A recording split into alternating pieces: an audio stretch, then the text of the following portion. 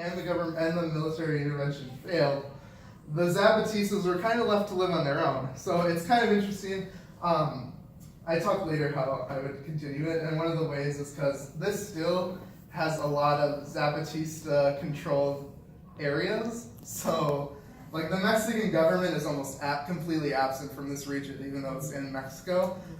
So, like, the Zapatistas, they run their own police force, they run their own hospitals, they run their own postal service. Like, it's kind of crazy. It's their own little country almost inside of Mexico that's still there today, which is very, very interesting.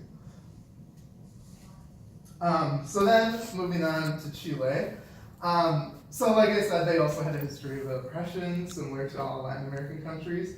But they were kind of unique in that they didn't become a part of the Chilean state until they gained independence, which I kind of thought was interesting. So they were always, I don't want to say more well respected, because like the ones that weren't a part of that territory were treated really poorly. But they were kind of had more agency, I guess you could say, since the beginning. And before we get to Augusto Pinochet, who really brought the neoliberal policies in, with the history of oppression, they were actually on the right track. In my findings, they finally began to get like political agency in the early 20th century, and like things were moving in the right direction and they had momentum.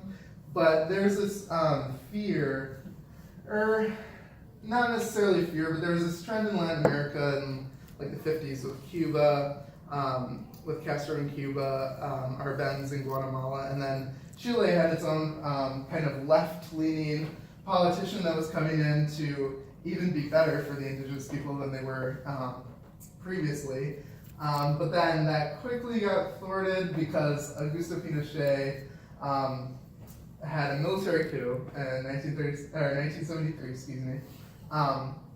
And this was also US-backed because with neoliberal policies and the opening up of the economy, they could be more of a trade partner with the US, and it was very much in the US's interest as also during the Cold War, so it was very against communism. Allende was seen as like a left-leaning, like they were afraid of communism too. So they helped Augusto Pinochet had his military coup.